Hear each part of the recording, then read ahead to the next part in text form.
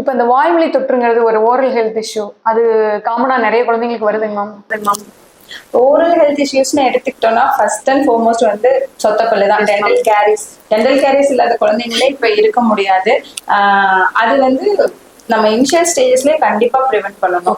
First carries எதனால வருது நம்ம பார்த்தோம்னா இன்ஃபெக்ஷன் தான். பாக்டீரியாஸ் வந்து நம்ம வாயில இருக்கிறப்போ அந்த ஸ்வீட்ஸை நம்ம சாப்பிட்றப்போ அந்த பாக்டீரியாக்கள் அந்த ஸ்வீட்ஸை மெட்டபிளைஸ் பண்ணி அதுல வர ஆசிட்ஸ் எல்லாம் சேர்ந்துதான் நம்ம டீத்தை வந்து டீகே பண்ணும். அதை வந்து கொஞ்சம் கொஞ்சமா அரைச்சிட்டே வருது. அதனால மெயின் வந்து ஸ்வீட்ஸை அவாய்ட் பண்ணுங்க குழந்தைங்களுக்கு. ஸ்வீட்ஸ் அடிக்கடி கொடுக்க கூடாது.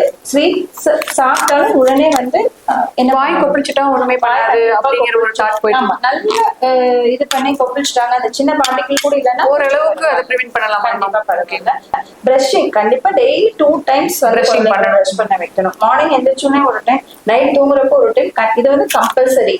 இதுக்கப்புறம் ஏதாவது ரொம்ப ஸ்வீட் சாப்பிடுறாங்க, ஏதாவது ரொம்ப அந்த மாதிரி திங்ஸ் சாப்பிடுறாங்கன்னா அப்பவுமே வந்து நம்ம பிரஷ் பண்ணிக்கலாம். அடிக்கடி வாய் கொப்பளிக்க வைக்கணும். என்ன சாப்பிட்டாலுமே வந்து வாய் கொப்பளிக்க வைக்கணும். இப்போ நிறைய விதமான மார்க்கெட்ல பேஸ்ட் இருக்குங்க மேம். குழந்தைங்களுக்கு தனியா பேஸ்ட் இருக்கு, பெரியவங்க அடல்ட்டுக்கு தனியா பேஸ்ட் இருக்கு. இப்ப காமனா அடல்ட் யூஸ் பண்ணலாமா? ஒரு 10 years வரைக்கும் குழந்தைங்க யூஸ் பண்றது தான் பெட்டரா இருக்கும். அப் டு ஒரு 6 years வரைக்குமே குழந்தைங்களுக்கு வர பேஸ்ட் தனியா பிராண்ட்ஸ் வருது, அதை யூஸ் பண்ணிக்கலாம். அதுக்கப்புறம் கொஞ்சம் நம்ம அடல்ட் இதுக்கு சேஞ்ச் பண்ணிக்கலாம். ஓகே, அது ரொம்ப ஸ்பெசிபிக்கா இதுதான் பண்ணணும் இல்ல, குழந்தைங்களுக்கு வர்றது ஃபாலோ பண்ணா ஓகே பண்ணிக்கலாம். அது ஒன்றும் ப்ராப்ளம் இல்லை. ஓகே, நன்றி.